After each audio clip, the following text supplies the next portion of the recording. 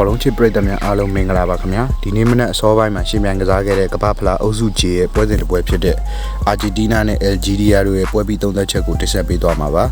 ပွဲပြီးရလဒ်ကတော့အာဂျင်တီးနားက3ဂိုးကိုမရှိနဲ့အပြတ်သက်နိုင်ရရှိသွားပါတယ်ဒီပွဲမှာအာဂျင်တီးနားကပွဲစကတည်းကနေပြီးတော့ဂိမ်းကိုလုံးဝ control လုပ်ထားနိုင်ခဲ့တယ်ဘောလုံးပိုင်ဆိုင်မှုပတ်စင်နဲ့ attacking movement တွေမှာအယ်ဂျီရီးယားထက်တိတိတတ်တာအများကြီးပိုကောင်းခဲ့တယ်အယ်ဂျီရီးယားဘက်ကတော့ defensive shape ကိုထိန်းဖို့ကြိုးစားခဲ့ပေမဲ့အာဂျင်တီးနားရဲ့ better play ကိုလုံးဝမတားဆီးနိုင်ခဲ့ပါဘူးဒီလိုနဲ့ပထမပိုင်းပွဲချိန်18မိနစ်အရောက်မှာစိတ်ကြီးမက်ဆီကပထမဦးဆောင်ကိုစတင်သွင်းနိုင်ခဲ့ပါတယ်ပထမဂိုးဝင်ပြီးနောက်ပိုင်း game ရဲ့ momentum အာဂျင်တီးနားဘက်ကိုလုံးဝပြောင်းလဲသွားခဲ့ပါတယ်ဒုတိယပိုင်းအယ်ဂျီရီးယားဘက်ကဖိအားတွေဇက်တိုက်တက်လာတဲ့အချိန်မှာ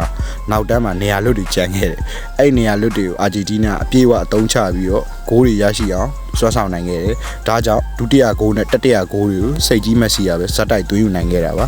အာဂျင်တီးနားဘက်ကကွင်းလယ်ထိန်းချုပ်မှုအရန်ကောင်းခဲ့ပြီးပွဲရဲ့တန်ဖိုးကိုလိုအပ်သလိုပြောင်းလဲကစားနိုင်ခဲ့တယ်တိုက်စစ်မှာလည်းအခွင့်အရေးတွေကိုအကျိုးရှိအောင်ပြောင်းလဲနိုင်ခဲ့တာအရေးကြီးဆုံးအချက်ပါအယ်ဂျီရီးယားဘက်ကတော့ transition defense ဘိုင်းတွေအားနည်းခဲ့ပြီးတော့တိုက်စစ်ကဖန်တီးမှုတွေကလည်းမလုံလောက်ခဲ့ပါဘူးဆိုတော့ပွဲကိုခြုံငုံတက်ရရင်တော့အာဂျင်တီးနားဘက်ကဒီပွဲမှာ champion level performance ကိုပြခဲ့ပြီး group J မှာအလားအလာကောင်းတယ်လို့ပြောလို့ရတယ်အယ်ဂျီရီးယားအနေနဲ့တော့နောက်ပွဲတွေမှာနောက်တန်းခံစစ်ကိုပြန်လည်ပြင်ဆင်ဖို့လိုအပ်နေတယ်လို့ကျွန်တော်ကတော့မြင်ပါတယ်ကျွန်တော်တို့ရဲ့ channel လေးမှာဘောလုံးသတင်းတွေကိုနေ့စဉ်တင်ဆက်ပေးနေရမို့လို့ like နဲ့ subscribe လုပ်ခဲ့နော်ကျေးဇူးတင်ပါတယ်